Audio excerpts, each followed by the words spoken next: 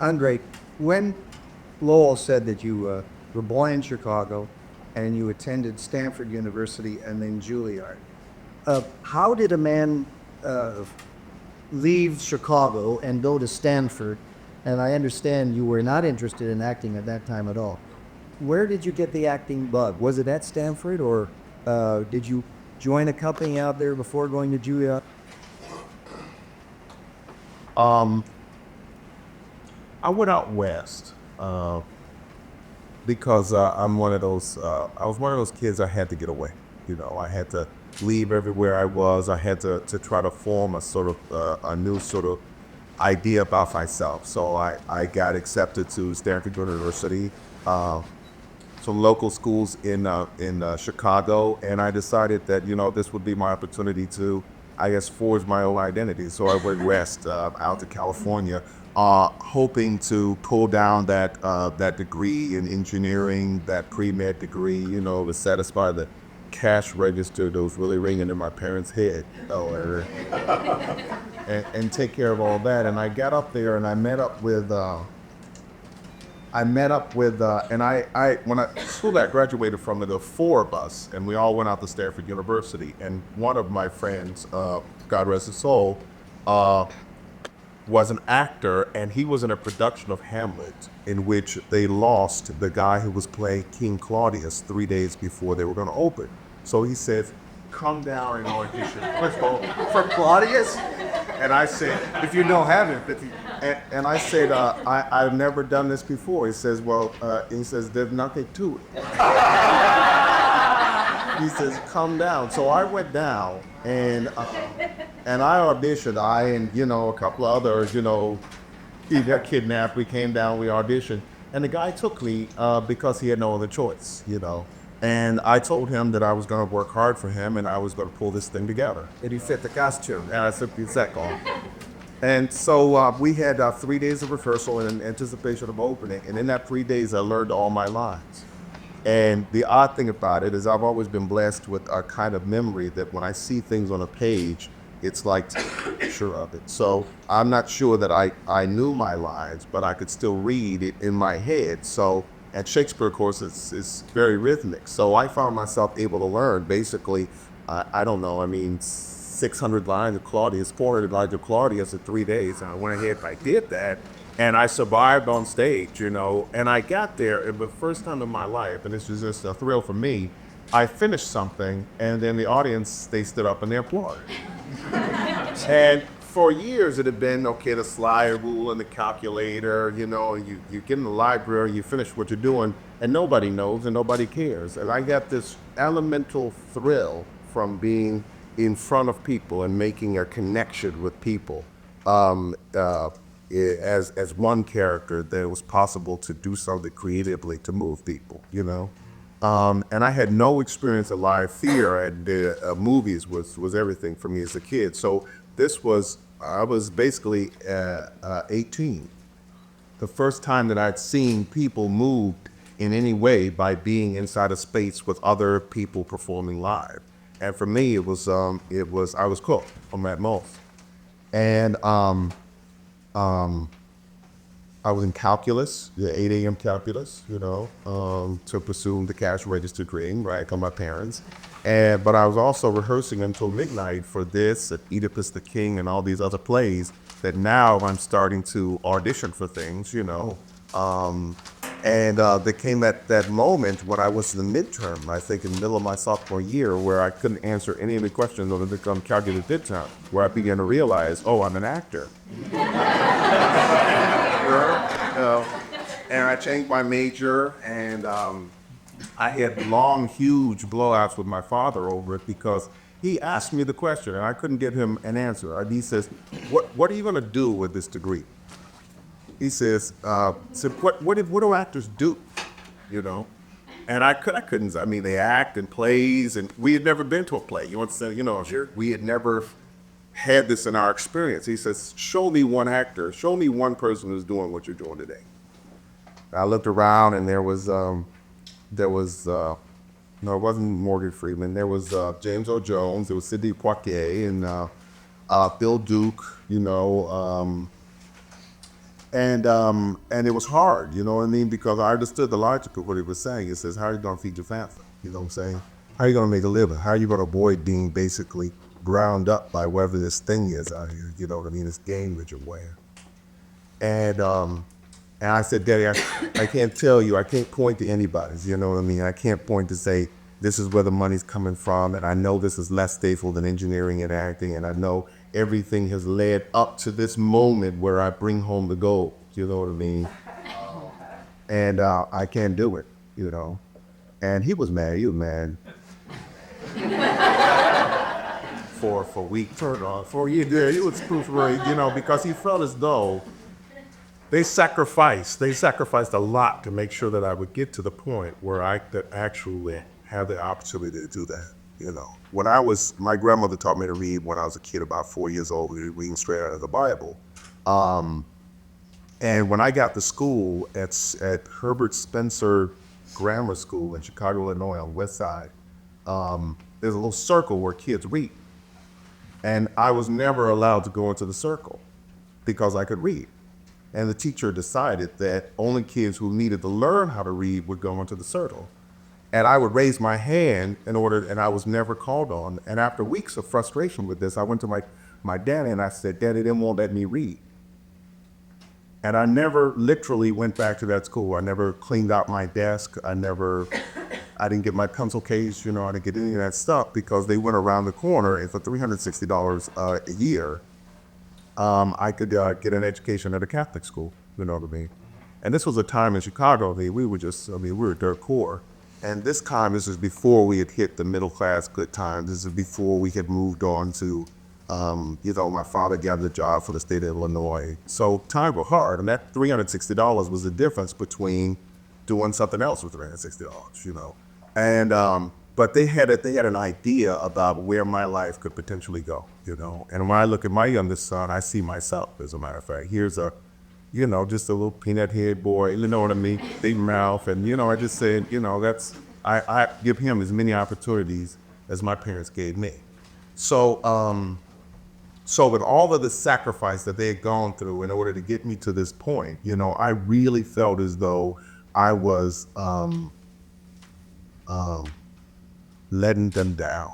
You know what I'm saying? I really had a big choice about whether I was going to follow through on the plan that had been mapped out, of people had sacrificed for this for the course of a lifetime, or whether I was going to pursue my dreams. So I had to work through the selfishness, you know, of doing what it is basically that made me feel like I was alive, you know.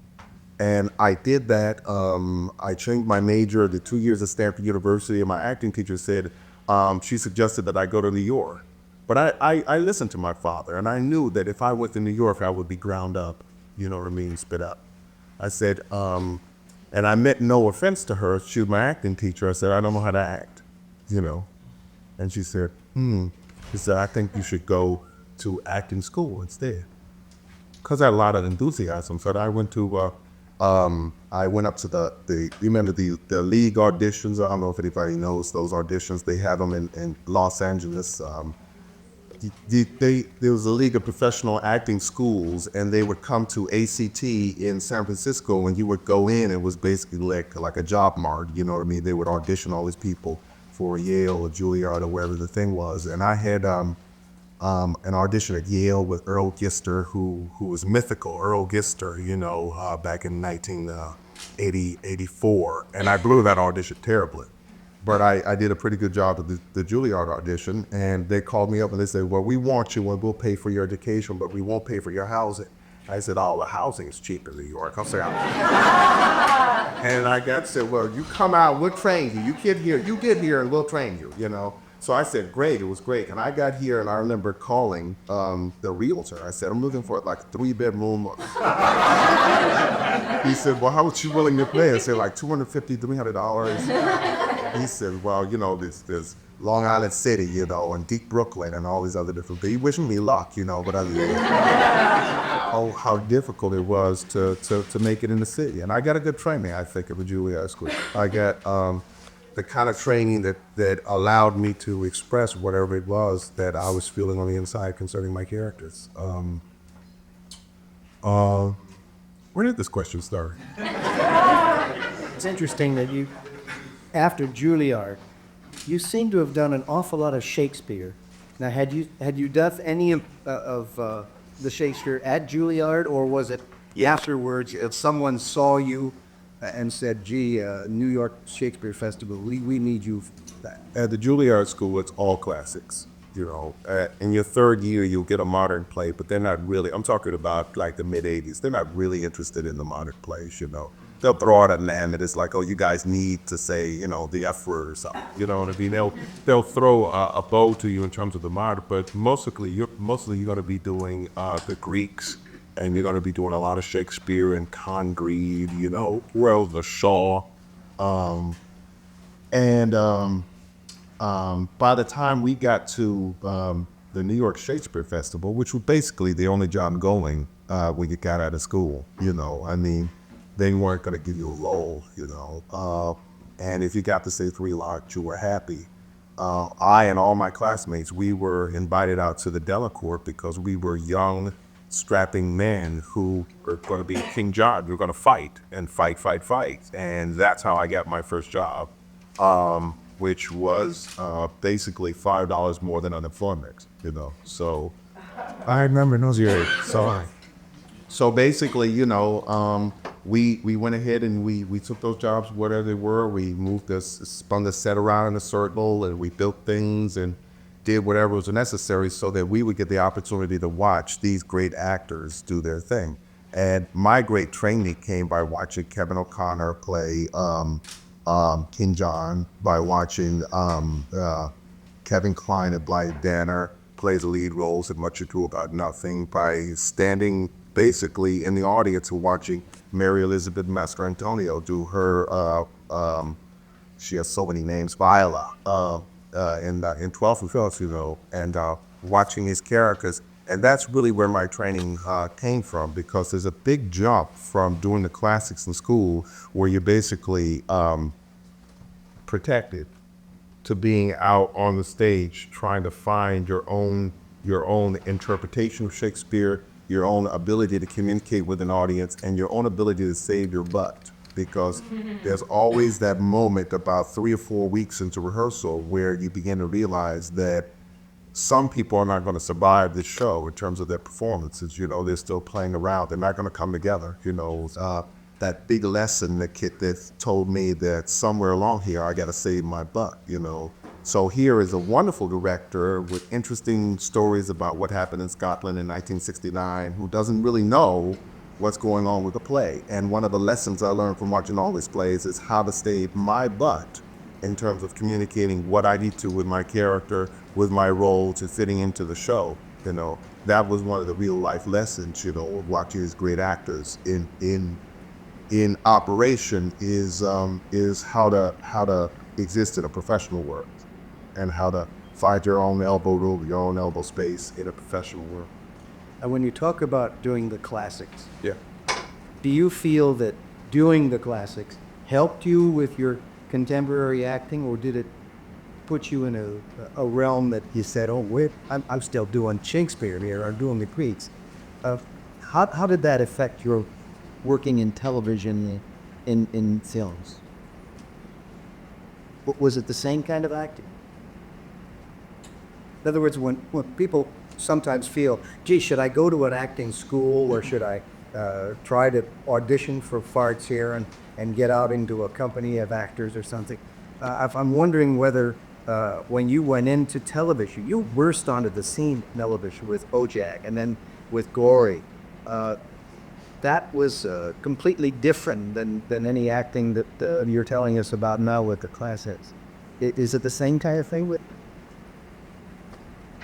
You know, I think it's absolutely the foundation for everything that I've done. But it doesn't translate in terms of the kind of language, you know, it doesn't translate in terms of the theatrical experience, because television film is so broken up. But I think what it gave me was an ability to dissect the text and find out what it is that the playwright has intended in creating this world. And then where I fit in this world, and how best to help the playwright tell the story. Now, these guys, they joke, all of the TV writers from Homicide at Gideon's Crossing, they joke when I call them the playwrights. You know what I mean? And they say, "Oh, you just, you're shining us, shining us on." And I call them the playwrights. But the whole point behind it is, even if we're not dealing with Aeschylus and Shakespeare, or any of our Greek contemporary writers, somewhere along the line, you're the playwright, you're the god of this world, and my role as an actor is to help you to tell the story. So what happened when I got to Homicide is that I was blessed, I think, with some of the finest writers I've ever had an opportunity to work with, a whole group, a cadre of writers that in my mind have had no compare in terms of my experience. And my job was to give their characters life. So when I would get a script from Jim Yashimura or Jorge Zamorcona or Tom Fontana, I would take those scripts and I would basically insist on doing it word perfect. Now, there's a whole bunch of people is like, well, the script doesn't mean anything to me. I'm going to find my space. But I feel this is here for a reason. They're repeated for a reason. I don't think they stared at the blank screen for so long and said, well, I'll just blink his eye. You know what I mean? It wasn't arbitrary. And I look at it and I say, if this is not arbitrary, how can I help to tell the story? And I think I did that with, if we did 100 scripts, I'm sure I devoted myself 80% of the time to doing that kind of work with, you know what I mean? That when I would get a Jim Yashimura script, he wrote Doll's Eyes and Every Mother's Son and Crescetti, these wonderful, wonderful scripts. I would say it's not arbitrary. And the syntax is messed up. And he's putting some things in the present tense and some things in the past tense. I said, I am going to make this a living experience and not simply transform it. I'm not going to bring it back down to me. I'm not going to say, let me bring this thing closer to Andre Braugher. I'm going to actually dare to go as far out as they're suggesting. You know what I mean? Because it's only as dangerous as Dick too. You know what I mean? If I didn't get it right, I think we'll get another opportunity to do it. In my training at the Juilliard School, I had a teacher, his name was DeLoss Brown. His name is DeLoss Brown. He's an interpreter of Shakespeare. And he has suggested that Shakespeare has left a huge volume of clues about how to play the character in the text. And I developed a system, and which I count out the beats and their feminine endings and reversals of stresses. And I basically make music out of the whole script. Everything that I say and everything that everyone says to me, I make music out of it. And when I find a place where Shakespeare has done something different from da-dun, da-dun, da-dun, da-dun, da-dun, it's a kind of clue to me that something must be going on. And he didn't spell it out to me, but he said, something's going on here. So I devote myself to creating something that happens there for Shakespeare. And I take the same process and I apply it to television writing.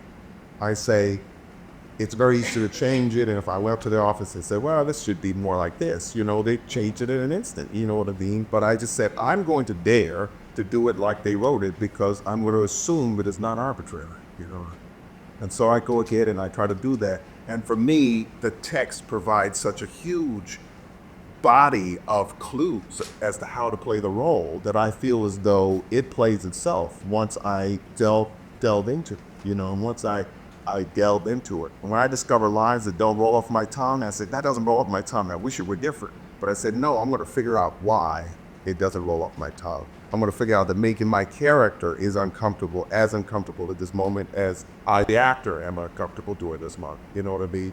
And in a certain way, the role begins to play itself. All I do is find the clues, and I invest myself in determining why these clues are as they are, and the role plays itself. It's not an easy process, but it's really good work for me, and that my classical background has in essence simply been transferred directly onto modern television writing.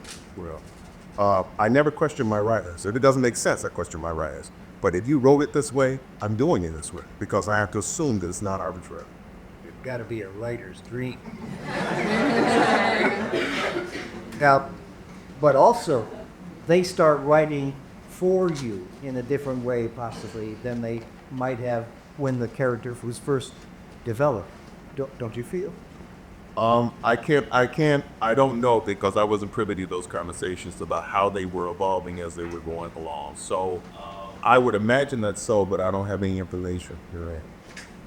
Let's talk a little bit about the parts that you've done during your entire career. Many of them have concerned themselves with segregation, with people who are activists in the civil rights movement. You played a squadron commander in the Tuskegee Airmen, which was all black men, in the Hit on the Bus with Spike Lee, the Million Man March.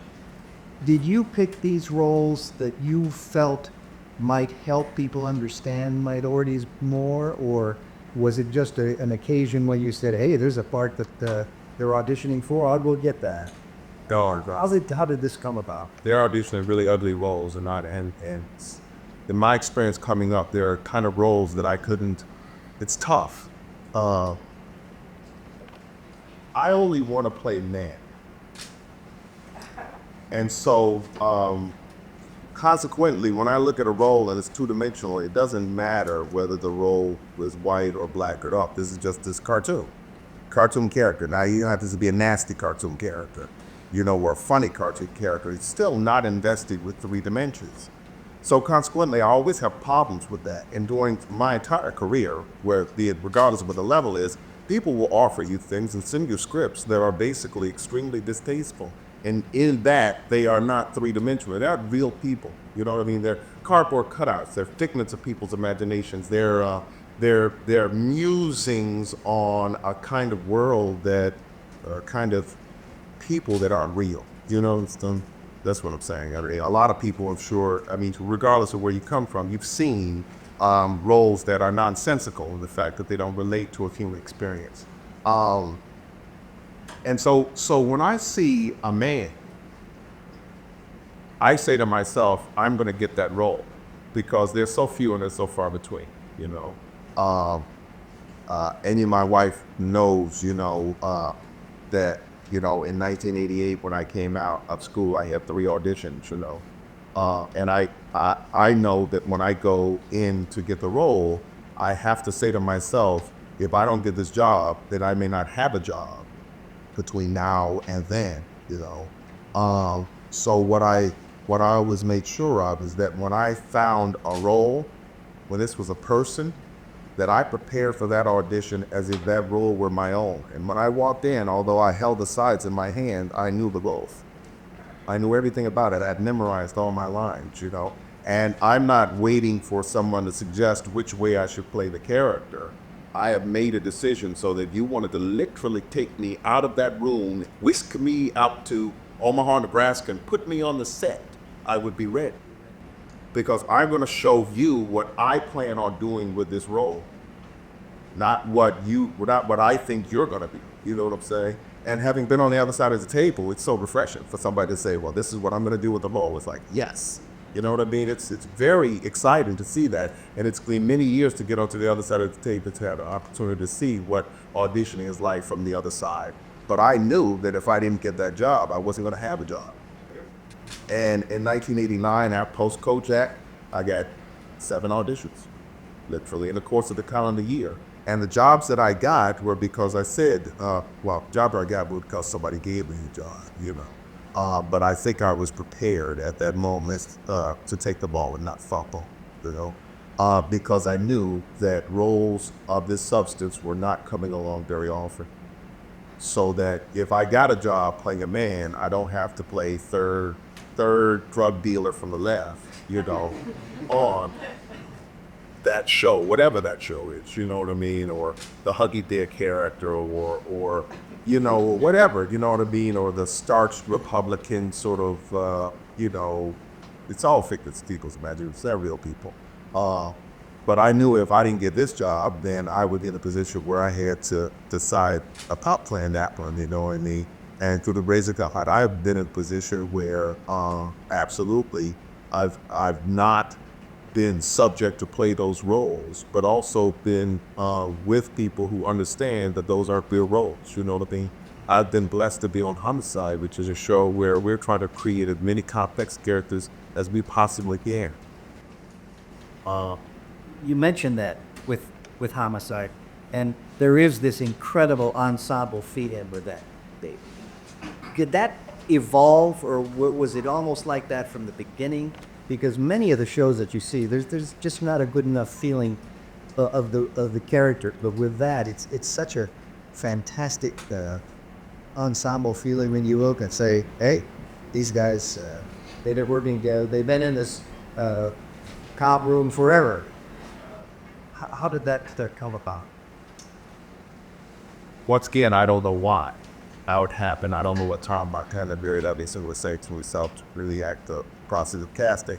But I will say this, is in that cast, I think they were uniformly really terrific actors, that original cast that we started with. And you'll notice that when you look at that show, that we look like anybody else's cousins. You don't find like, there are no models on that show. You know what I mean? There are no pretty boys, war girls, you know, and they purposely went away from the whole glamour look.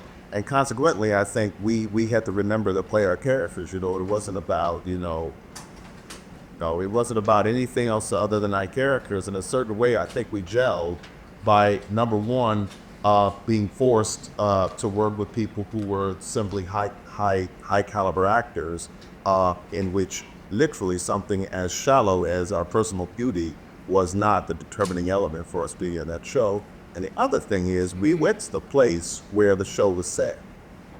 It's one thing when you're in Phoenix, Arizona playing Baltimore detectives, and it's another thing when you're in Baltimore playing Baltimore detectives, because they don't let you go, you know what I mean? Oh, I saw that thing that you did, and that doesn't work, you know?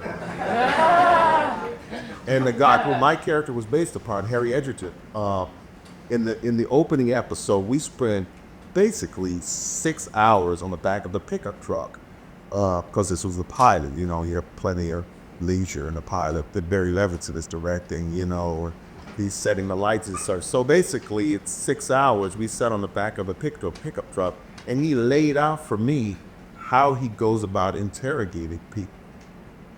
He says some of it he picked up from personal experience, some is from the FBI interrogation manual, some from here, some from people who came before him. And he just laid the whole thing out for me. And I said, wow, you know what I mean? And in our show, there was no sort of set piece that said that the interrogation is going to be a set piece. But in that episode, there's a small interrogation, you know? And so I used the classical sort of interrogation method in which, you know, I suggest one theory of innocence, and he jumps on that, and then I yank that from underneath them, you know? And so they thought it was terrific, you know? And basically I got off the back of the pickup. So, wow, Andre, what you done? You know, I was like, okay, thanks, Harry, you know? It's like, so it just goes back and forth for me, but I kept my ears open at that point because I feel as though Harry Edgerton knows something about being a Baltimore detective, something more than what I do, you know what I mean? So I just basically took what he said verbatim, believed it, you know what I mean, and held it to myself, and over the 6 years, I put into play everything that he had suggested was true, you know, in terms of interrogation. So there came a point in the 6th year, you know, when everybody knew we were going to the box, you know, the box had become like this device, you know, but there was a time, a golden, you know, a really sweet spot in the whole interrogation zone in which we were doing really interesting kind of psychological examinations inside the box.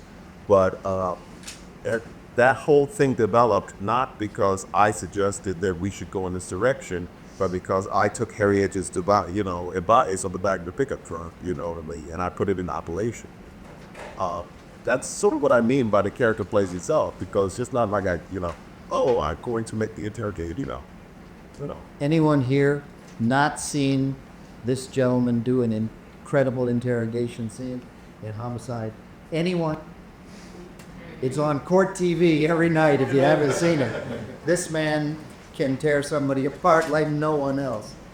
Now, in this Homicide and in many of the other things that you've played, whether you play cops or you play the mobster or you play somebody that is just a friend of a white guy, have you seen the change at diversity in the amount of roles that has been won by black actors, in the amount 12 years that you started from now? I have, but it's not quite enough. It's still an ongoing process. The great danger behind the process is the throwing up of the one person as the icon. I don't think true progress could be created by one person. When one person has this is what happened when Denzel Jones and Sidney Poitier were thrust up onto the stage, and the people pointed to them and they said, when I was a kid, and they said, look, there they are, here's a representation, except the problem is that, like all life being economic, every dime goes into Sidney Poitier's pocket, every dime goes into James Jones' pocket. And then all the rest of the actors are basically broke, So where is the fertile ground from which we're going to spring the next generation of actors? I'm talking about why I couldn't point to anybody. And when my father asked the question, And around the time that I was coming up, black actors were getting the opportunity, so that basically, literally, the money was being spread out among enough people so that we wouldn't have to abandon acting and we could continue to flourish and to grow, So my whole goal and my aim in this and shows that I'm in and every place that I'm going is to get as much money into as many different pockets as I possibly can. That's as a producer, as a director, as an actor, who's working in front of the camera, who's working behind the camera. To me, we have made significant progress, but there's so much more to be done, because until everyone can basically earn a living based upon their talents and their skills, we still have arrived at that point, So this is something in my mind that bears fruit for everybody, just the idea that it's, instead of there being this very small club in which I invite my cousin, to join whatever guild it is that I'm working in, that essentially we make a concerted attempt to spread as much experience and as much money basically to as many pockets as we possibly can, because playing one role or getting the experience of working behind the camera with someone is the difference between being in the business and being out of the business, right? Literally, if I don't sit down with Carrie Edge on the back of the trailer, I don't know which way life is gonna go. I don't know which way that role is gonna go. But I've got to make sure that as many people as I possibly know get the opportunity to sit down with enough people to make those kind of creative connections so that we can move to the next level. And that's for everyone, because it's a club that shuts out everyone except people that you're related to. I mean, we all know, we've all wondered how these incompetents got these jobs. See? Just because it's always the same thing. I know you, so I'm going to give you something, and then the circle's going to stay closed, as a matter of fact. So I'm trying, basically, as small as, in my small way, to open up the club so that this man can talk to this lady, and they can make that connection, and this job may mean the difference between her learning something from him and vice versa, which will keep them in the business going again and again and again. You never know where you're going to get fed from. You never know who's going to say the thing that flips a switch, which changes everything and creates this burst of creativity, fresh, worn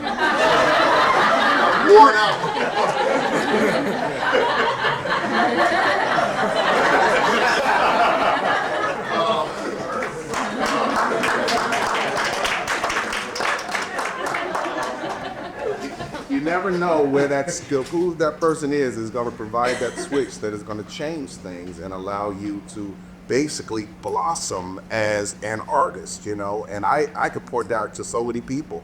I remember the day that I learned to act. I remember the scene in which I learned to act. I was in my third year at Juilliard, and I was quote unquote in the tone. That's where they've thrown so much stuff on you, you don't know, whether you're coming or you're going, And you got relaxation exercises, and sets memory, and all this stuff, going, and you don't know the first thing about how to put a role together. And I'm doing The Woods with Gayla Finer, The Bear, The Fire, The Dream, and all these other different things. And Michael Kahn just said, stop. He said, stop. And he said, what are you doing? I said, I don't know what I'm doing. And he says, how do you feel right now? How do you feel right now? I said, I feel like I studied and I learned my lines and we rehearsed. I swear, we rehearsed. But I got here and it's like there's a freight train running, and from the moment we started acting, I'm running and running and running and running and running and running and running, and I jump and I leap up on the door and I climb inside and I have no idea where I am or where I'm going. And he says, I'm so glad you said that. Turn to the rest of the class and says, how many of you feel like that? And everybody, I sort of feel like that, you know what I mean? So I said to him, basically, I don't know what I'm doing. I'm working like hell, and I really don't know where I'm doing and where I'm going. My shoulders are up to here, and and I can't act. And he says, I think I understand exactly what's going on. He says, your problem in this whole thing is that you're not doing anything.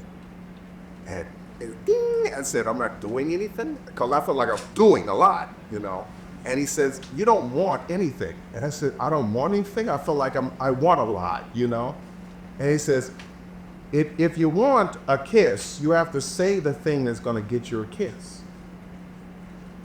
So he says, it's just like life. If you want to get laid, you have to say the things that are going to help you get laid.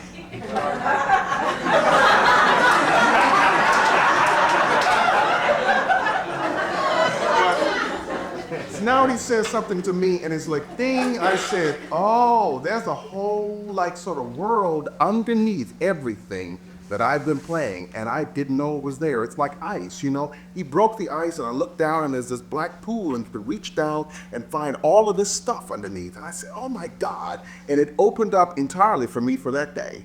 Literally, I remember it from that day, my life has literally been changed. Because before that day, I didn't know how to act, and after that day, I think I know how to act, literally. And if he hadn't said that to me, and I had made that confession about the fact that I basically don't know what the hell I'm doing, then life would have been very different today, as a matter of fact. So for me, places that I go and talk to people and things that they say are really, really very, very helpful to me, because they spark this new kind of thing that opens things up for me, Sometimes it's by seeing things on television, sometimes it's live theater, sometimes it's conversation with my fellow actors.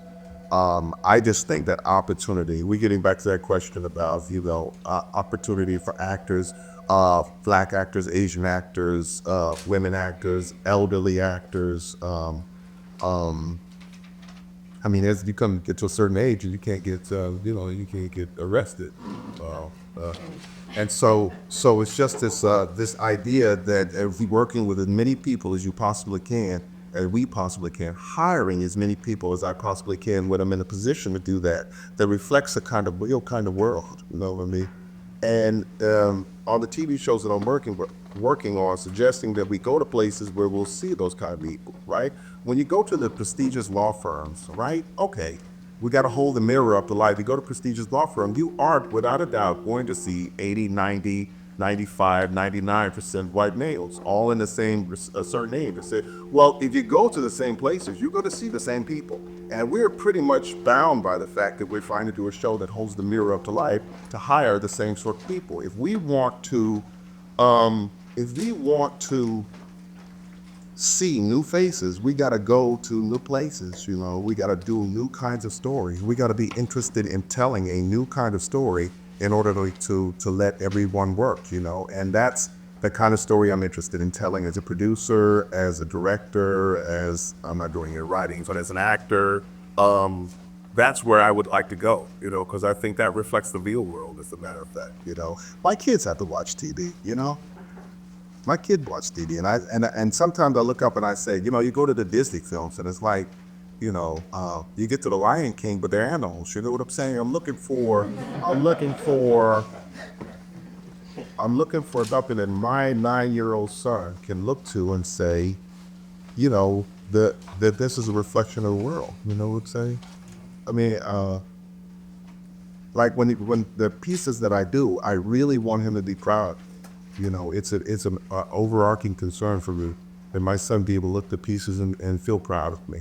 So a lot of the roles I take is because I don't want to be rebuked in 2026 about what it was that, I was doing back in the late 1990s. I want to do something for him, and then do something for my two boys, have a legacy that I can look back and say, I did something I was proud of, you know what I mean? That's really informed a lot of my choices. If I had told anybody my plan, I plan on going to New York, I don't know how to act, and I'm only going to do these kinds of roles, they would have laughed, you know what I mean? But through, and in God's infinite wisdom, this is how this turned out. But I've been extremely fortunate in that way, extremely fortunate. I don't take it for granted. And consequently, that means that I want to give as much away as I possibly can, so that there's a kid who behind me, the next generation, he's behind me, and I want him to see, so that when his daddy asks him why he didn't go to dentist school, you know what I'm saying? He can say, look, because there he is, right? It's all that. That's what I want to do. I want to be there so the next generation will have something to look at and say, it wasn't, that's a role that I like, as a man.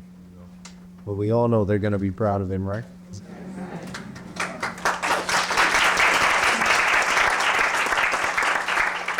It's interesting that you mentioned directing and producing. Are you still happy as an actor, or do you feel that directing and producing is where you're going to go in the future, or how are you feeling at the moment? I think directing is very much like Traffic Cop. I'm not as thrilled with directing as I thought it was, I tried my hand in directing at Showtime, and unless the project, I think, particularly lends itself to a more kind of open, kind of organic kind of acting, is not very interested to me. It's really about, set the camera up here, we got to do this and we got to do that. It's not as interesting to me. It's really about, can I get this crew to do this amount of work in this amount of time? And there's no joy. But in terms of producing, in terms of any projects that I'm going to be involved in the future, without a doubt, I want to accomplish the goals that I've talked about before. But I'm very, very much excited to be acting still, because I don't feel I've touched upon half of the stuff that I got to show. And I still think, and I said this when we were in grad school, and they laughed and laughed, but I said, I said, we have 40-year careers, you know what I mean? And I just refuse to be driven out of it in year 2. I guess, I'm only 2 years into a 40-year career, and I'm just not going to be driven out, you know what I mean? And yeah, we eating spaghetti what's for dinner? Spaghetti, you know what I mean? And I refuse to be driven out of my career in year 2, you know what I mean? So we went ahead and we did that. As a producer, I just want to tell that different kind of story. There's a lot of things in development in terms of different television shows that are going to be produced around the country, Nothing that I can speak of in intimate detail because, they are not yet ready to go.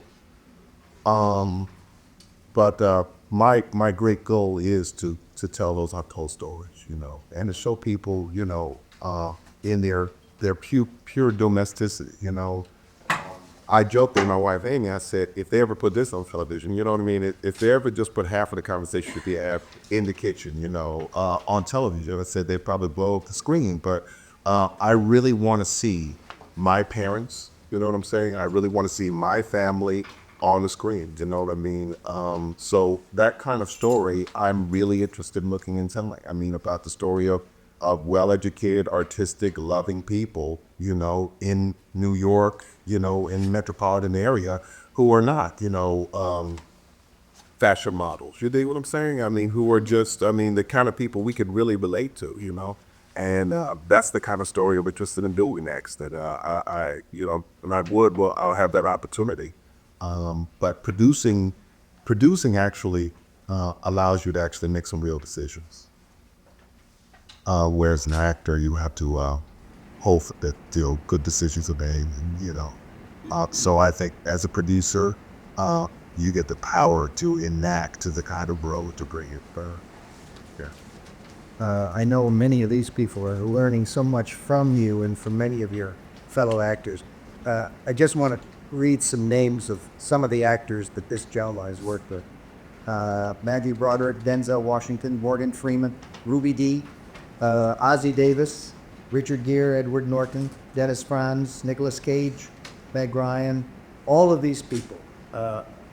In your experience, is there one of these, or are there many of these that have really turned you on? Is there anybody that makes you tinkle when you act with them, other than your?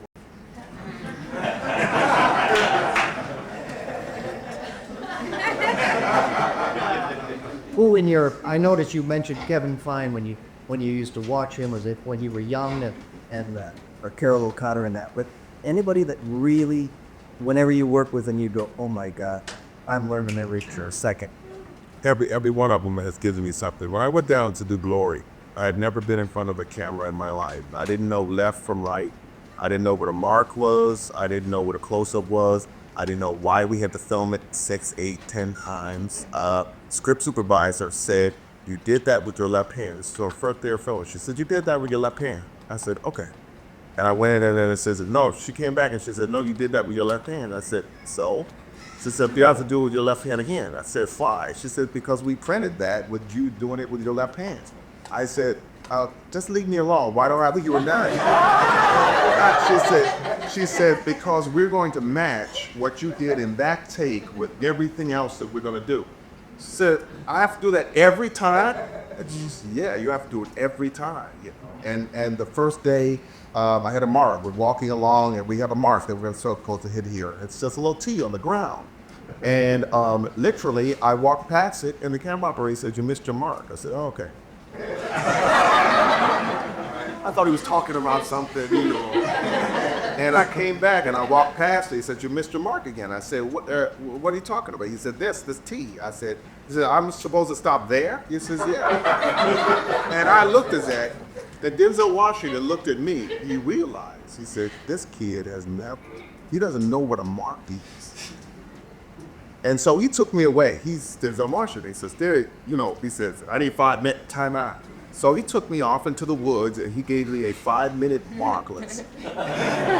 This is how you get the mark. And he says, and you need to develop some tricks in order to be looking down so you can hit your mark, play with your tie or, scratch your nose, whatever you need to do in order to get that mark. And he said, the other thing about it, you can see it at the bottom of your visual. He says, and there's a certain thing, he says, 1 or 2 steps after it disappears, it's your mark, So he said, now practice this. And he laid it down on the ground. And Denzel Washington took me by the hand and he led me through that role. For example, we have a big confrontation, over the campfire. He said, stop acting. And I said, what? He said, stop acting. He said, just think the thought, which is invaluable information. And I was acting, and they're snarling and all of this other different thing. And he says, whatever you're thinking, just think the thought and it will register on your face. It says, stop acting. And I said to myself, because it's in my world chick, I said, stop acting, stop acting, stop. I said, well, this advice comes from Denzel Washington. I think I want to take. I took that advice, and Morgan Freeman helped me all along the road. I mean, literally, every place that I've been along the road, I could point to someone who was giving me an invaluable lesson on how to act or how to display my character. Nick Cage was in City of Angels. He has such a marvelous sort of spirit about him, but he could find humor in some of the oddest, quirkiest kind of situations. Now this, for him, is a comedy. The whole thing is a comedy, but his situation is a Birdie situation in City of Angels, So I began to see the kind of mind that works inside of him in order to bring some likeness to that role. I can point to various times in my life where I could say, that's a lesson that I'm literally going to have to keep for the rest of my life. I was doing Othello. My senior year in school, senior year at Juilliard school, and Michael Lankham, who was driving me crazy for the entire show, he says, it's a comedy. Othello is a comedy. I said, Othello is a comedy. Let me get this straight. He says, until you kill your wife everything's going to be all right. It's going to be all right, which means you're going to cough, you're going to lay down, she's going to talk to you, this whole Cypress thing is going to be over. It's going to work its way out. He says, you're playing some kind of madman who's going to rush over and snatch her up and choke her right now. He says, he said, it's a comedy, let it happen, and it's going to be all right until it's not all right. And literally so many places along the road where there are tragedies in the pieces that I'm working on. They're never tragedies to me because I know it's going to surprise everyone surprised because we don't know it's a tragedy. We live in New York. It was a comedy up until, 8:42, you know what I mean? And then it turned into a tragedy on September 11th, But everywhere we go in our lives, literally, it's going to be okay up until the moment that it's not okay, and that's the way life literally is. I don't mention that lightly, just to say that every moment is precious on the way to the journey, no matter what's going to happen, and I try to be respectful of that. So here's Michael Langham, who basically I could have choked for my entire senior year, who gave me an invaluable piece of advice about how to play roles for the rest of my life. Now, all that aside, is there one role that you had that you would like to be remembered for up until this point? No. You're from the, no, I had a long way to go. This is the early part of my career. Let's get into questions from the audience, if you don't mind. Sure. Here's one from Paige Allen. Can you tell us a horror story of when you were really discouraged but refused to throw in the towel? Paige, where are you? Here. Here's Paige. I Hey, babe.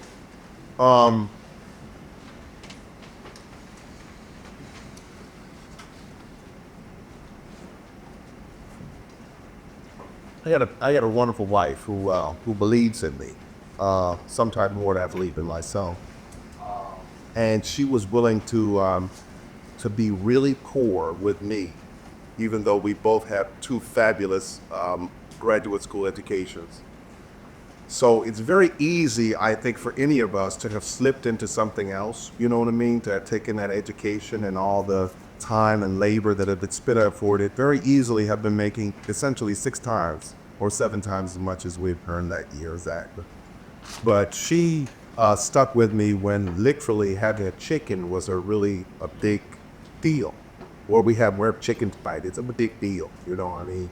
And I remember during those times at the Juilliard school when I was in that tunnel and they weren't paying my rent, but they were paying my tuition, backwood. I offered to switch it with them. If you pay my rent, it was tough coming from Avenue Gazillion out in Brooklyn, for an hour and 40 minutes into school at the Juilliard school, you know what I mean, and taking that train back out there when it was real tough. It's just a grind and pottery. And I had a woman who was willing to stick in there with me and be poor with me, basically, you know what I mean? Because there was many a point at which she could have said, hey, I think I'll increase our gross income by, 12 times by taking a job, and she stuck in there, for both of us, and it's worked out. Is it easy for somebody like you, a high-profile actor, to have a big career like you're having, and also a family life with 2 children and a wife? It's tough. Only that the demands are tough. I'm going in a lot of different directions. But I made a commitment a long time ago that I would keep my priorities straight, and that's my family and my job, There are a lot of other things I could have potentially gotten into, and you never see me anywhere because I'm never anywhere except home, the set, and I'll move between the two. I still got my good thing because, I'm there, you know what I'm saying? So, yeah, it stopped right there. He could do it. Yeah, that's why I don't know anybody. I haven't seen anybody being on the set. Or I'm at the set. Yeah, you're not in any premieres. No, you just can't find a photo of you the premiere, Back. Here's a question from Jay. How do you handle the times when you're not working, the in-between times before you made it? It's kind of a little bit in the same then as that. Last question. in between those times when you really didn't have much work, and I'm looking at the number of years here that, boy, you worked a lot, but how did you seem to manage that? Were you married? Yeah, I've known AD for my entire career. We got married in '91, but I've known her since basically school. Basically, when you've been a success, you've been married, so Yeah. that's pretty good. How do I handle those downtimes? Are you in a downtime now? Yeah, I've been in the downtime. I took Yaphet Koto's advice, CEO, many years ago. He put a big arm around, his hands are gigantic, put a big arm around me. He said, he looked at me and he said, save your money.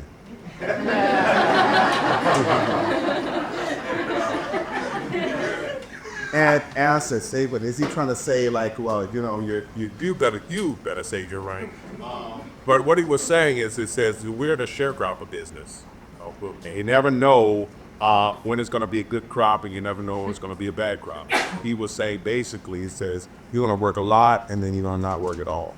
And he said you got to be prepared to live through the hard times without selling your land, or going without pork in the winter. And now I'm getting some fun.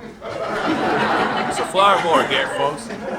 So, but what he was saying is, he says, it's good now to keep your head on straight, So I think what he was saying to me is prepare for the time of plenty and the time of dearth, and prepare for the time of dearth and the time of plenty. So, but where is who asked that question? Is it Jay? Yeah, Jay. You answered it. Very good. It's great.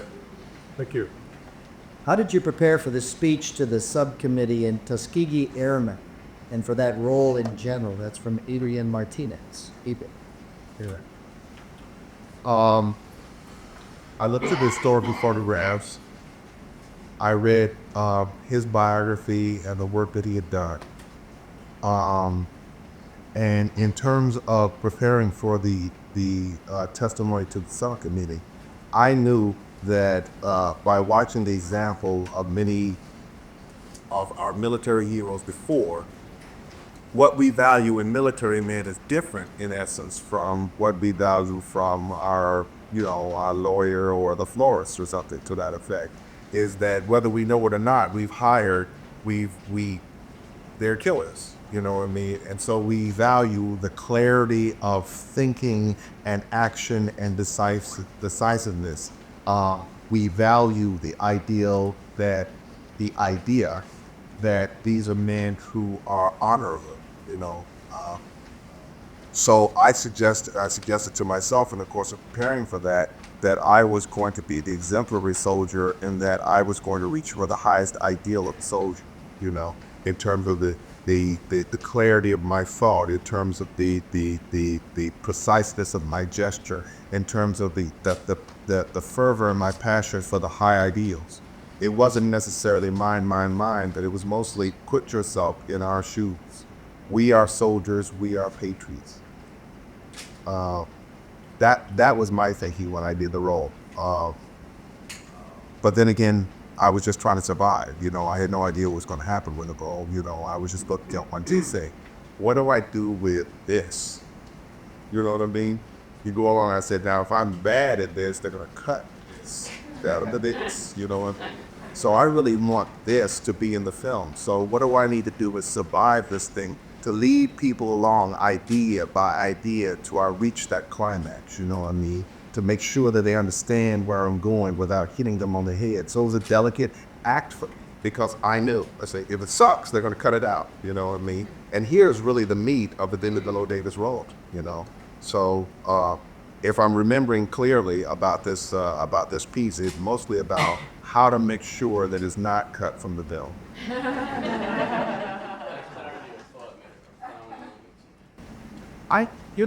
It's you just really feel. Who was it? It was, I can't remember, but I think it was like the Barton tapes that they were talking about. When you do Shakespeare, fine actors and actresses, they pour themselves into the role. They're weeping, they're wailing, they're gnashing their teeth. and you can't understand a single word of the scene. And Shakespeare's written something profoundly beautiful that only if we had an opportunity to hear it, it would move us as both, you know. So I said to myself, I said, wow, this is an example. That Barton tape actually came in handy, right? I said, it's not about my acting, it's about communicating the idea of the playwright, you know. Once again, it always built back to that same thing, you know. These little things, just these little gems I stick into my, what do you?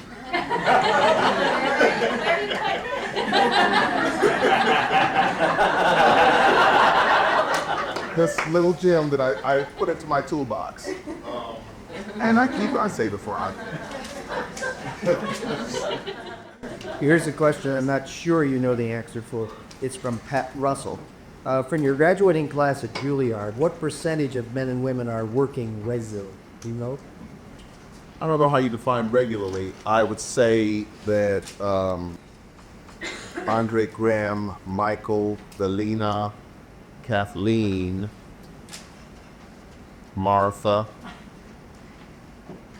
Of the 6 women in my graduating class, 3 of them are working. Of the 9 men in my graduating class, they were.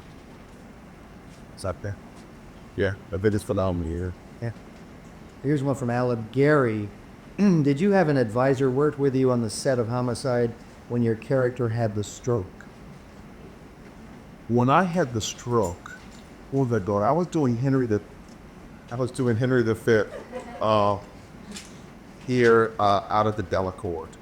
And after we opened, I would go down to the Rusk Institute of Rehabilitation down on the river. And I would sit in at group therapy sessions, and then I would watch the interviews that other therapists had with patients looking for somebody who was like me. And I found a woman whose husband really didn't understand her, and she was the model for how I lived after the stroke, you know, whose husband kind of didn't understand what was going on, was tired and sick and tired, and she was trying to recover, but he really wasn't going on. He wasn't supportive at all.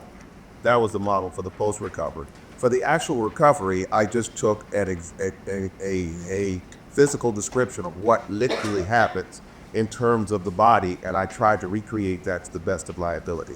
There's a point at which the eyes, because of the one side of the body that finally affected that one eye is supposed to be rolling independently of the other. Well, I can't do that. My nervous system works correctly. So I said, here's Jean, he's on one side. They open up one eye, and then they close it, and then they move to the other side. So I said, wow, here's a unique opportunity to put into operation what I've learned, right? So when they opened up this eye, it was staring fixed ahead. And then when they came over to open up this eye, I was rolling all my eyes around. So it looked as though one eye was fixed and the other eye was rolling independently of its own, you know what I mean? But I just literally took all of these physical descriptions in terms of the shaking and the gravitating off the floor, and I just went ahead and I just put that in, you know, I just threw it in because I said, you know, and countless people told me, wow, what a very accurate stroke you did, but I was basically doing my imagination of everything that they described, you know, in terms of the splitting headache, the massive headache. You remember I was making a point one time about is a comedy up until it's a tragedy? Tom Montana wrote the script and it was arcing toward a tragedy. I said, Tom, like, this guy's gonna have a stroke. I can see it a mile away. He says, you can see it a mile away? I said, yeah, you got all these headaches and my brain's killing me and I don't know what's going wrong. I said, Tom, this has to be a case about the shooting and the Dunkin' Donuts, and I'm gonna get this kid and I'm gonna crush this kid for having shot Mary Louise, you know, Percolino or whatever her name was. And I said, I'm gonna get this kid. And I said, while I'm at the point of, once again, this towering interrogation, I'm gonna have a stroke. He said, He says, so you mean take out all that? I said, yes. I said, this is a comedy. This is all about that same old episode of Homicide. We've seen it 1,000 times. Pemberton gets his mate, right?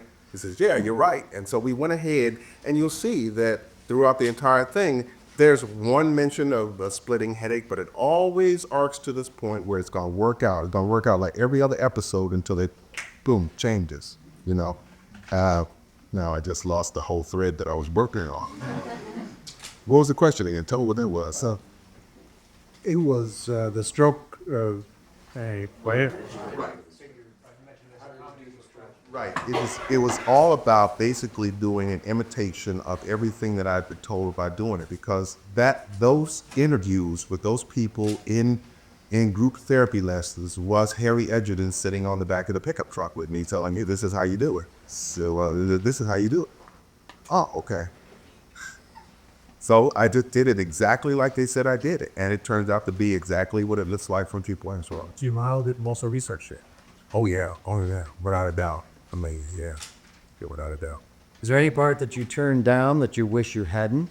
And if so, why did you refuse the part from Carolyn Larson?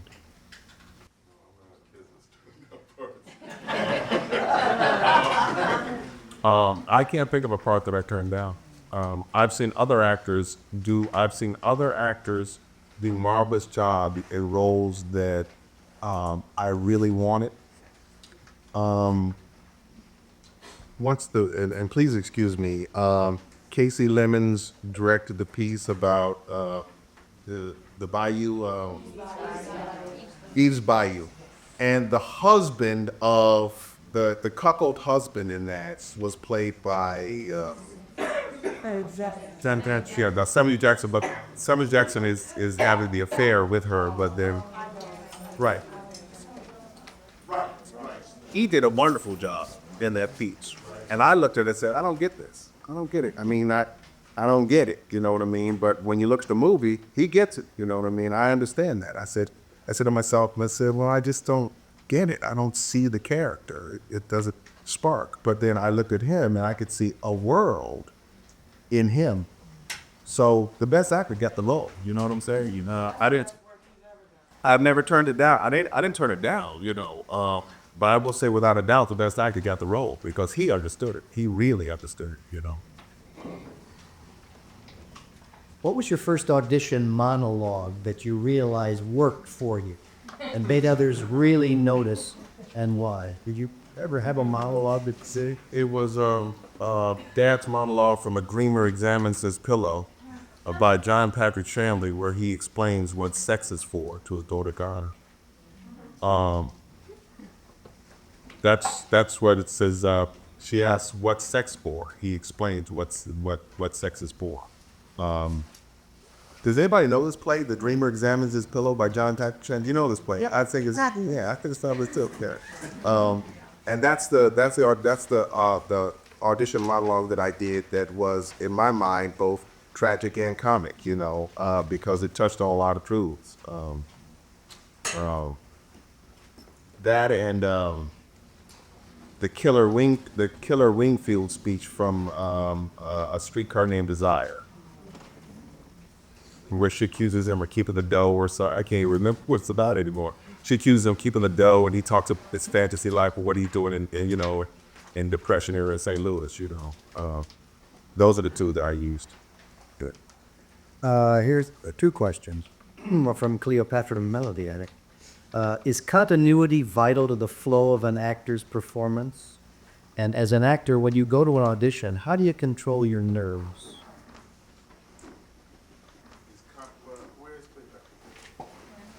Hi, how you doing? I don't know what you mean by continuity. It's continuity. What do you mean by continuity? What is that? What is that? What do you mean when you say that? I was reading a book, and it had to do with that title. And I wanted to know if you could elaborate a bit on it, because I had never ran across that before. Oh, well, you get both of us for that.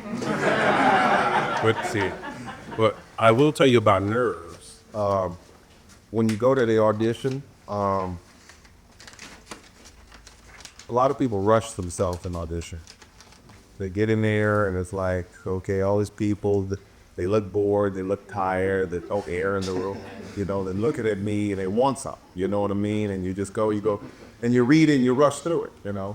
And what I decided a long time ago is that I have, that of all the times I'm not gonna rush myself, You know what I mean? Is when I get to my audition. If they have to say to me, you know, please, mister, you ain't getting the role, get out. They had to say that to me. They had to say that to me, but I'm not going to sabotage my chances while I'm there. And the other thing about it, I have a lot of audition tricks, I call them. I mean, they're just tools.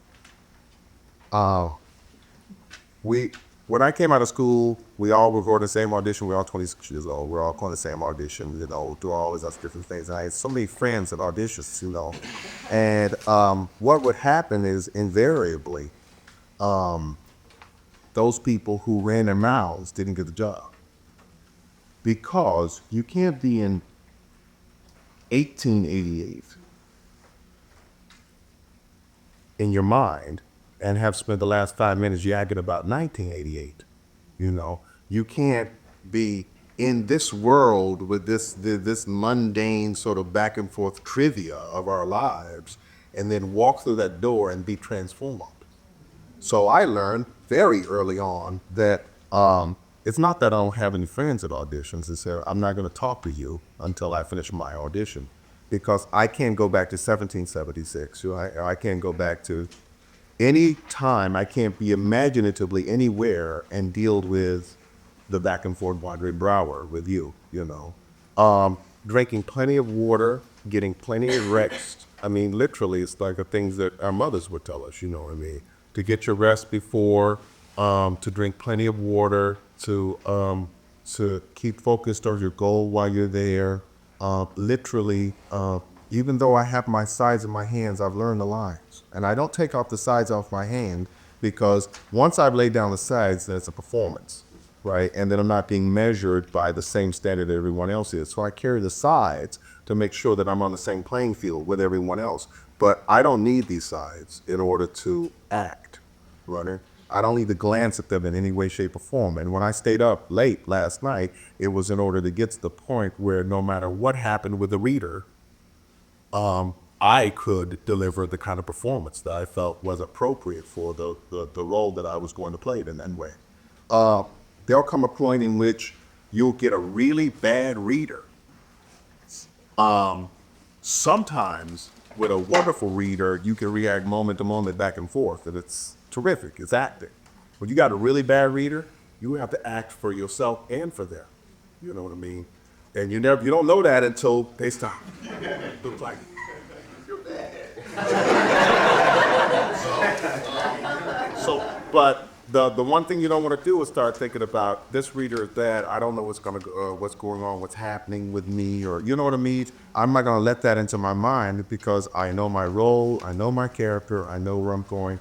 I can roll with any of the punches. You know what I'm saying?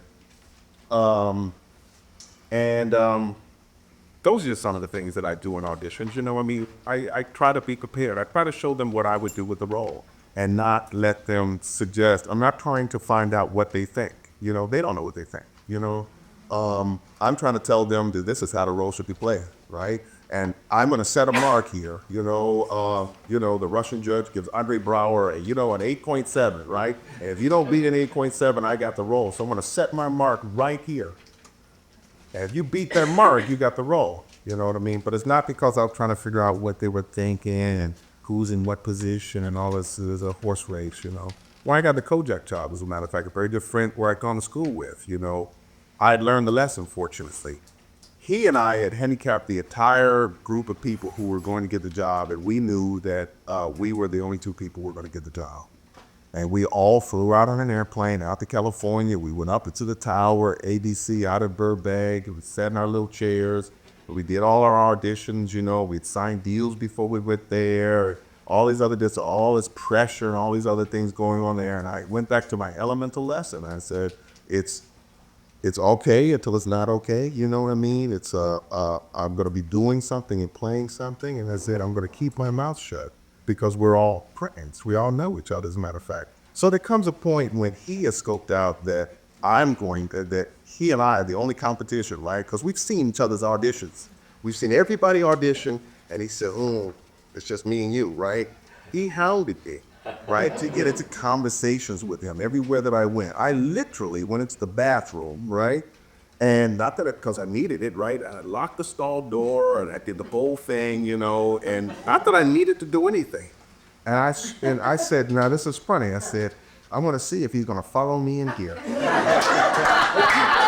Where to put this that didn't do. Hey, you in here? Right? And then there was all that chitty chat, right? And then I said to him, you know, look, do you mind? I'm busy. You know, he says, "Oh, yeah, I understand. You wander on out, right?" That was my time in order to get my head together.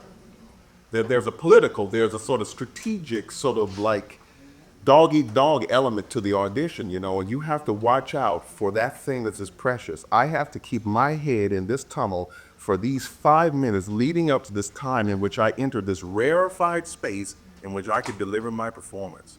And all the rest of it, I gotta keep them off, gotta bat them off, you know what I mean? Like flies, until you can get to that point where you can do that thing that you prepare all night to do, you know? And so it's funny, but when I do it, where I treat it like this precious, precious time, the auditions go really, really well. And when I treat it like a social event, they die, you know? So I love the chit chat after my audition, you know what I mean? I'm a butterfly after my audition.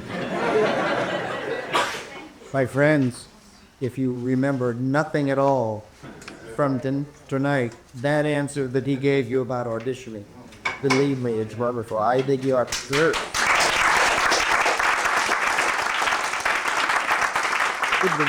We all audition all the time, so that certainly hadn't that. The Russian judge getting that 8.5, that's a wonderful analogy. 8.7. A number of people have asked this question, and Lindsay McLeod and Mr. Fierro. Whatever. I'm sorry. Fierro. Sorry. Do you have any ideas about securing a good agent and agent representation? How do you get your first agent and the relationship with agents changing and et cetera? Maybe a long time ago that you got your first agent, but have you changed along the way? Have you kept the same one? No, I haven't. I've had 3 agents in my career.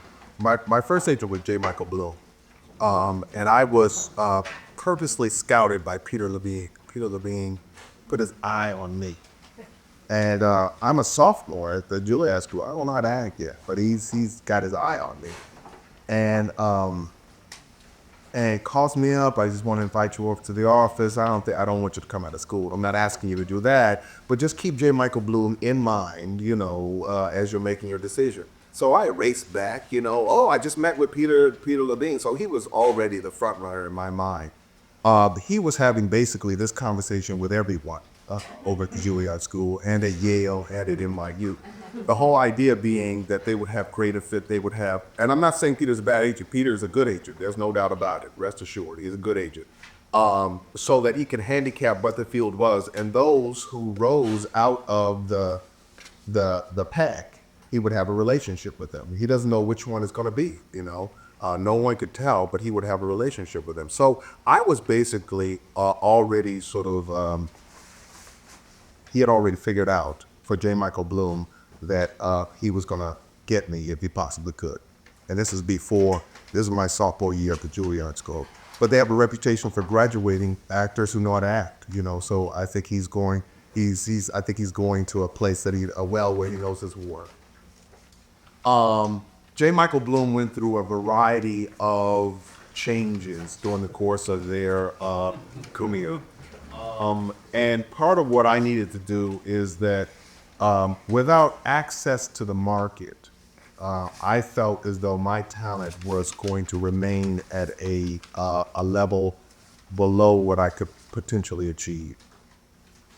And I debated for a long time about leaving J. Michael Bloom. I stayed too long at J. Michael Bloom, although they couldn't offer me access to the market because they had discovered me. You know, I had a relationship with them. I felt as though I'd be betraying them if I left them, and what would they think? And they were stuck with me through the hard times and all these other different things. But I forgot that when I can't put food on my tables, there's no one to turn to and no one to say, oh, by the way, I stuck with you all those years. It just doesn't work that way, you know. And that was the beginning of the time in which I began to realize that I had the relationship backwards with my agents. I began to realize at that moment that I hired my agents instead of my agents hiring me. Instead of them giving me 90% of what they earned, I gave them 10% of what I earned, you know what I mean? And that was a reversal for me. I was essentially, like when you go to buy a house, the agent never tells you they're working for the buyer. The agent never tells you that you're hiring them, and instead of them hiring you. So I left J. Michael Bloom and went to an agency called UTA, and then left UTA a year later, as a matter of fact, to go to CAA. And I went there because I realized for myself that nothing was as important as access to the market. That without access to the market, then I would essentially have a product. And I don't mean to speak in sort of like big business terms, that I essentially had a product that I couldn't find a bidder for anywhere. So I knew that I was going to go to CAA and because they had the best access to the market. And I left behind people that I had relationships with, but it was very important for me to realize that the extension of Yaphet Kotto's advice about saving your money was make some while you're at it, and that was about, this is a business. This is it's not a family. It's not a commune. You have something that you need to show people for your emotional catharsis, but you also have a product that you need to sell. And so I have jumped in my career to 3 agencies and always in search of the best market. In terms of finding an agent at the very beginning, I can't offer too much advice about that because I didn't go the same route, There was a time in which I didn't have an agent, and was wondering how to get one. So I have a friend who I spoke with just last night, as a matter of fact, Shonan Tucker. She's an actress in the city, and I was laughing with her because she said she was going out to San Francisco to play a role at Blythe Spirit, and then she was coming back to go to Hartford and play a role in a play she had originated down in Washington, D.C. And I said, well, Shona, you got the career we've all been hoping for. I mean, you literally go all around the country, and for 52 weeks of a year, if you want to, you find work around people that know or respect you, and you've made it work out entirely. She says, yeah, she said, thank God for all the blessings that come on her. And she has always said, and this is a great lesson for me, because I'm not always like this, but she has always said yes. She's not the kind of woman who ever says no. You come to her, you say, well, I want you to come in and tell some stories to the kids. Just, now, she's never told a story. She don't know the kids, you know what I mean? She wants to find out what age they are. She shows up and she learns something, you know what I mean? And this seems to be the great lesson. When she got her first directing gig, somebody said, you're like a great director. Are you interested in doing this? Yes. Right? She was teaching at Reliefo College, this little community college way up in northern New Jersey, right? Says, surely you'd be great as a teacher. Are you interested in? Yes. And she went and did that. And every place she's gone, she's learned something, you know what I mean? It's really about those interconnections. Most people who are in a position to give jobs to, they give them to your friends, you know what I mean? So in order to be in a position to get that job, you gotta be on people's talks, you know what I mean? So, my advice, and I'm not saying this is a plan that works out, but we always have a choice between twiddling our thumbs or getting involved, even for no money. But you always learn something. Someone gives you a key piece of advice about something whenever you say yes, So if that's helpful to you, you can get on people's tongues by saying yes to the things that they're asking you to do, regardless of what they are, But look, Alex Tavish says, I think you once said something in a magazine that you are not an actor, but a man who acts. What did you mean by this, or were you misquoted? Alex, I don't know. Right there. There you go. What did I mean?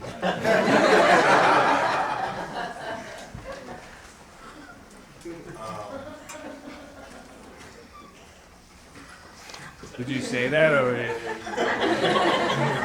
it was more than dreaming? What it did? We're titled, "Do you remember Mr. Winnecker is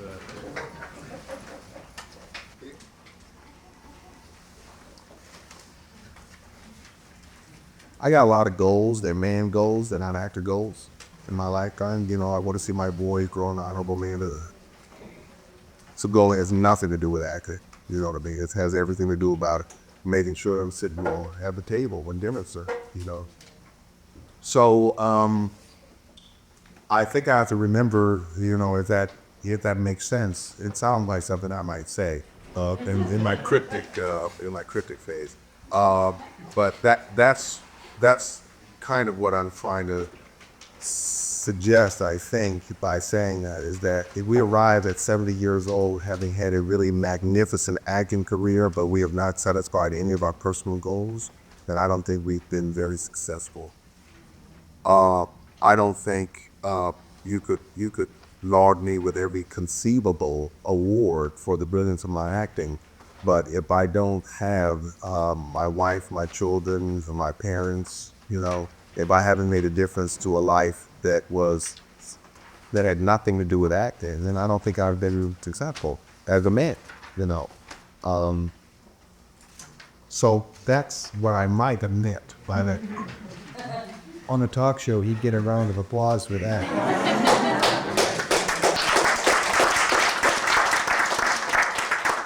David Z says, when you're still at an early stage of your career, is it better to be in LA or New York? And does that depend on whether or not you have representation?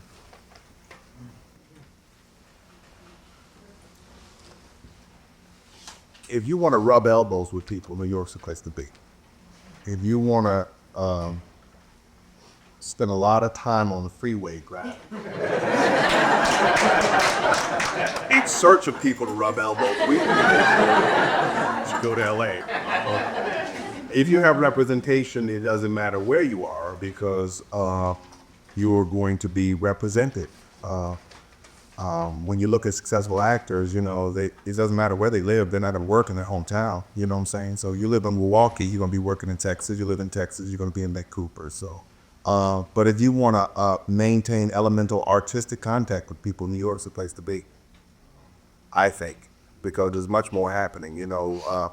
Let's Go LA, not Let's Go, Time Out LA, you know, is going to have a gazillion points within 50 miles spread out of what's happening, you know, and Time Out New York has this skinny little island, you know, with a bazillion things happening, you know.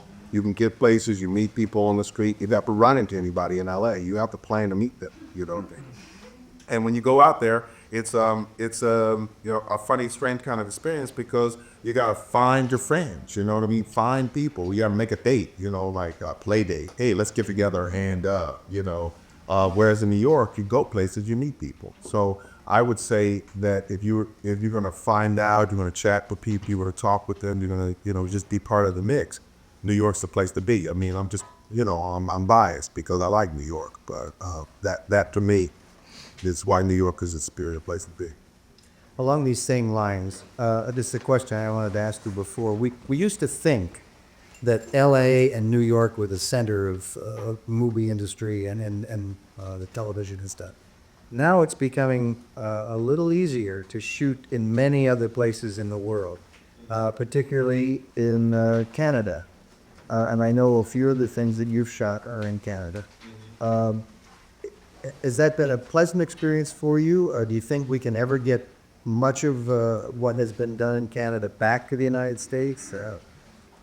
What do you feel about what many people term runaway production?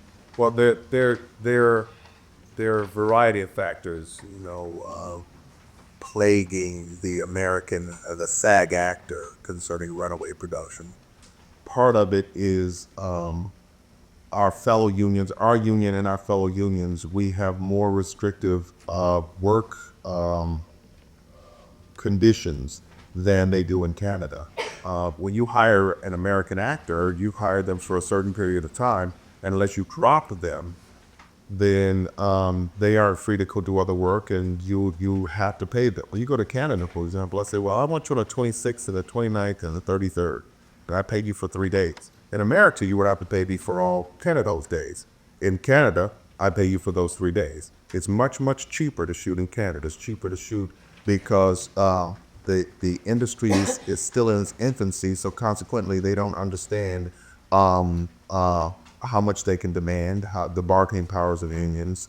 Unions are not nearly as strong as they are in Canada. There are subsidies for work, for subsidies for productions in Canada. So what it turns out to be, oddly enough, is that we have to level the playing field. And sometimes that will mean concessions on the parts of all of our unions here in the United States of America to bring our working conditions in line with Canadian working conditions and Mexican working conditions, and also an exploration of eliminating subsidies for productions in Canada or garnering the same productions here, because sooner or later the producer of a movie, let's say for example you're just producing a movie, sometimes going to Canada is the difference between doing the movie in Canada with Canadian actors and making those sort of adjustments, or not doing the movie at all. And producers will try to make the move to you, there's no doubt about it. So as conditions change, as the trend develops, it's in our interest, I think, to monitor it and to, in my mind, form an effective response, because bemoaning it is not going to bring that production back. You can tell whether a film was in Canada or Vancouver by the background. I mean, by the bit players. I mean, it's just, there's so much done. Showtime does all of its stuff in Canada, as a matter of fact. If we want Showtime to come back down to the U.S. and do some stuff, you know what I mean? We don't have to make our working conditions, this is not a popular subject, because it means taking money out of people's pockets. But we must harmonize our wage, our working conditions, otherwise it's all going to go to Canada, They look just like us,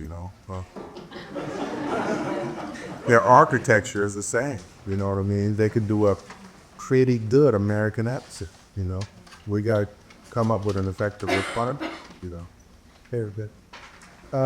Norman Marshall says, do you have specific memories of the Homicide episode in which Moses got killed?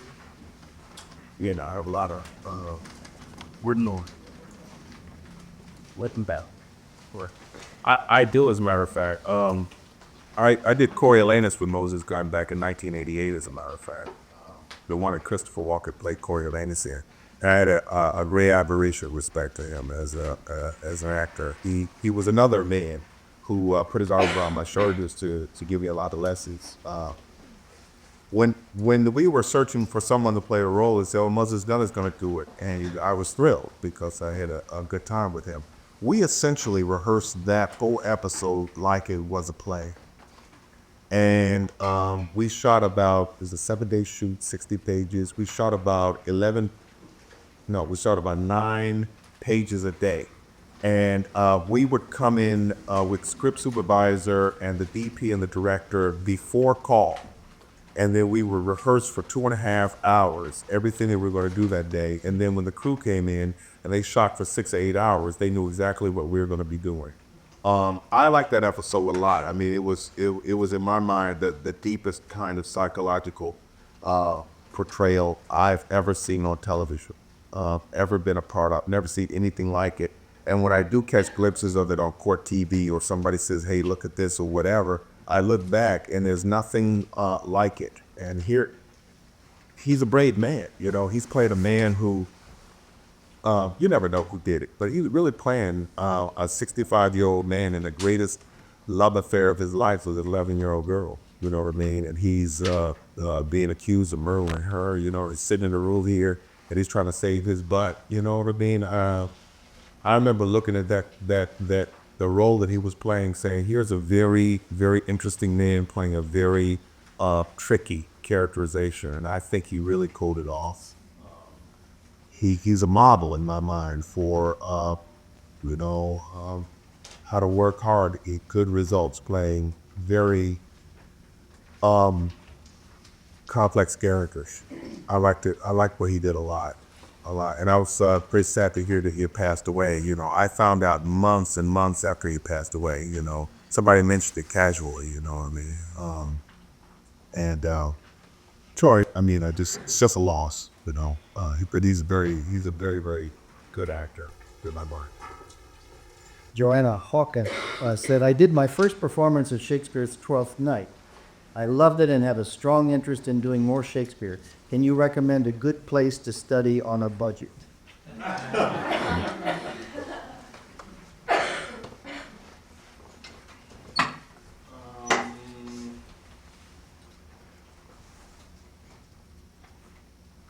You're an AA member? You're an actor. Is that what your number? Yeah. Okay.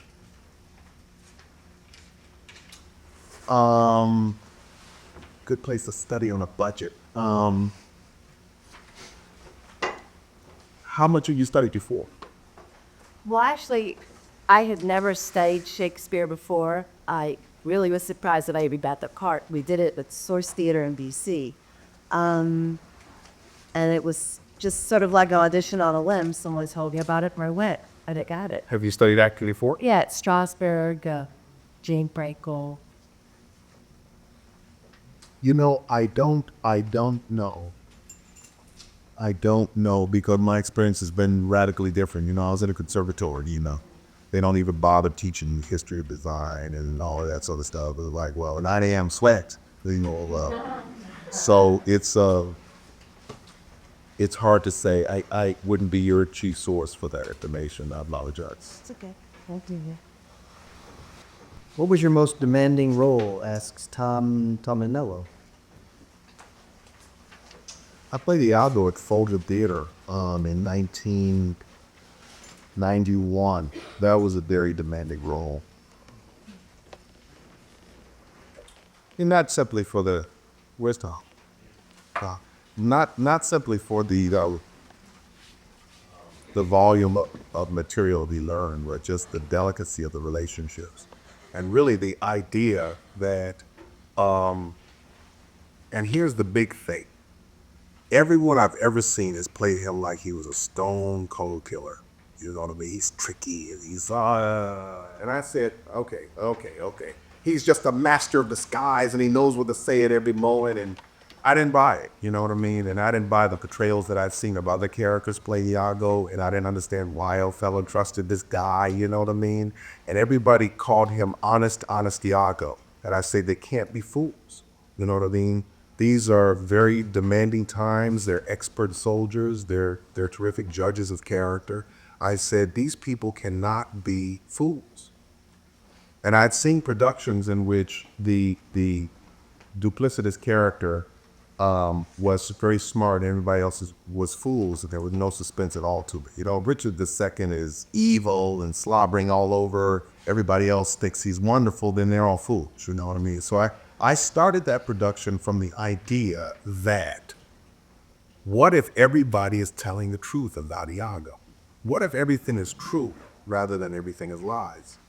So that meant that somewhere along Iago's life, people trusted him. He was a man that you could trust with your life, you know, and that Othello trusts it, and that there's been some sort of reversal in their relationship, you know what I mean? So for me, the trickiest part about it, other than playing like in that teensy tiny little Folger Theater, was playing that really delicate game in which I'm going to tell the truth all the time, and how dangerous that was in order to, you know, after you played a performance 30 times, you kind of want to, you know, and you kind of want to settle down and like, this is how I'll play it, you know what I mean? And just, right, 8 performances, this is how I'm going to play it.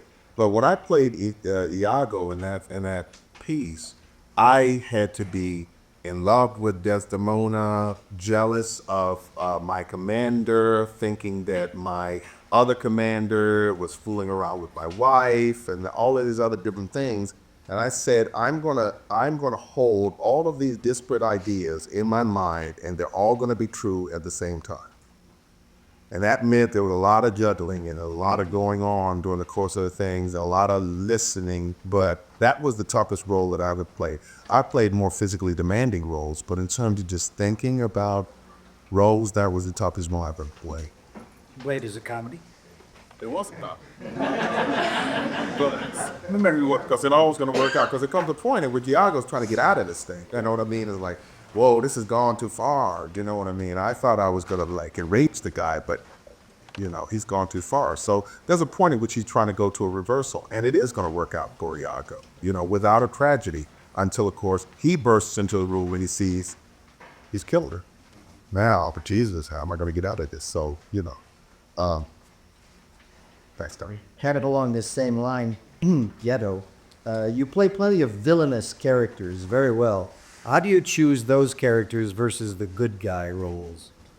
Sometimes you said you purposely choose, but Villainous character. Yeah, that's me. That's my question. What was the? I saw you there in a couple of days ago, and something that was cracking me up.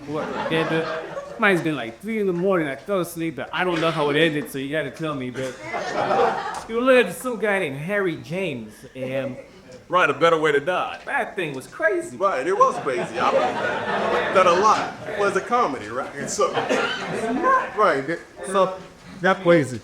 Yeah, so I mean that's much different than the other roles I've seen you in. So he's an assassin with a heart of gold.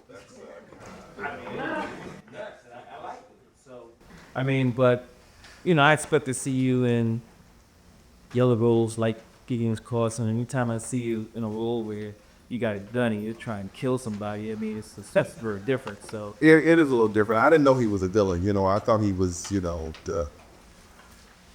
I didn't intend him to be a villain.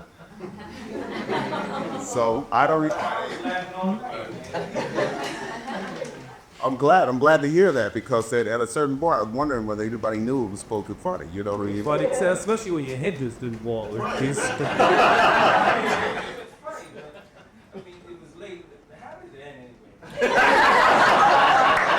gonna have you watch it, but it ain't new bell.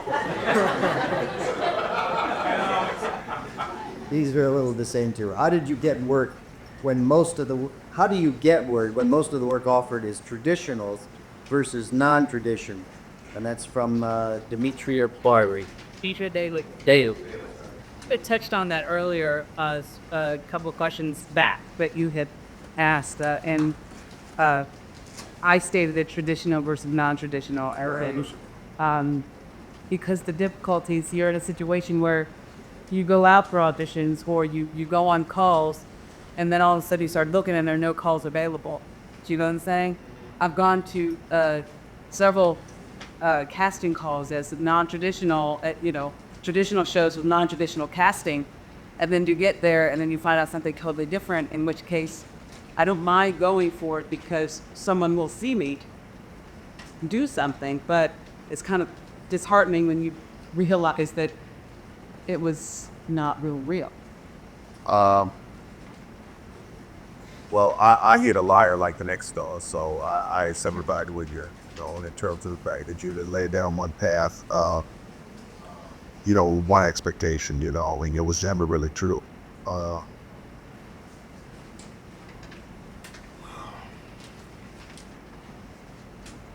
Most times, people who are cast in roles they really want to be shown which rings when they go,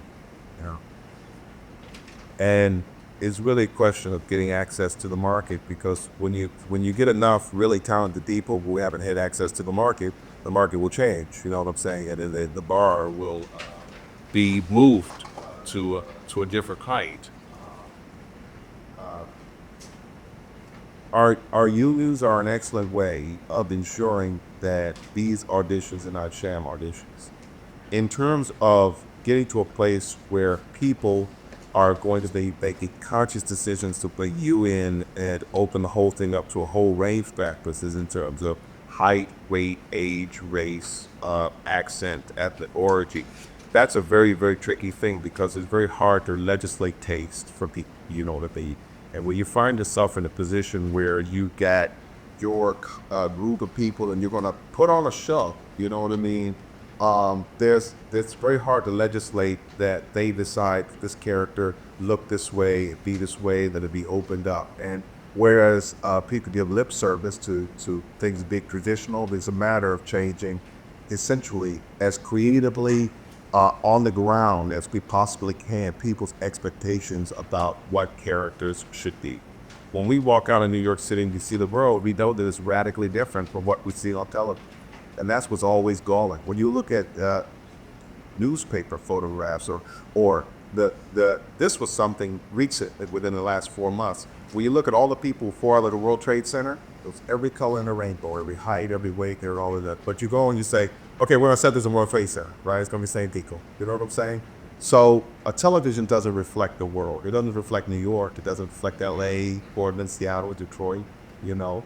Our unions, letters to the people who are actually holding these auditions, to the casting directors, to let them know, including the publications which publicize the fact that these are not traditional casting calls, but they are turn out to be something that's close to you, to let them know, to protest basically the fact that you're being lied to at every turn concerning whether or not you do have actual access to funds. That is my suggestion at this point. That's the suggestion I have at this point, but it demands, a lot of creative thinking. It's funny. Martin Luther King talked about creative protest. That protest can't be decided from on high. You can only count the hearts and the minds and spirits of people. They are actually in the action. I don't have a solution, but I do know that protesting the fact, letting people know what you went through is important. I mean, I heard it, and I'm gonna put it in operation. We are all here as members of the Screen Actors Guild. Just one last question. What has the union meant to you, or what has the Screen Actors Guild meant to you in your career, or have they been an assistant to you when you needed us? Have you had any problems and said, "Boy, I can turn to my union," or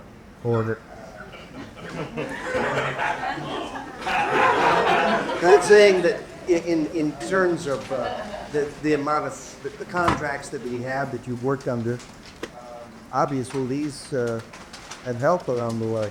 I don't know whether, as an actor in a high-profile situation, whether the union might mean as much to you as it might to somebody who does background work or just the most part. The union is in a time of tremendous transition, and the question is, which way are we going to go? Are we going to fall back into the union has to change. The leadership of the union has to change. This last election was about that, about changing the leadership of the union. I don't feel right now that we're in a place where we effectively represent the interests of the membership.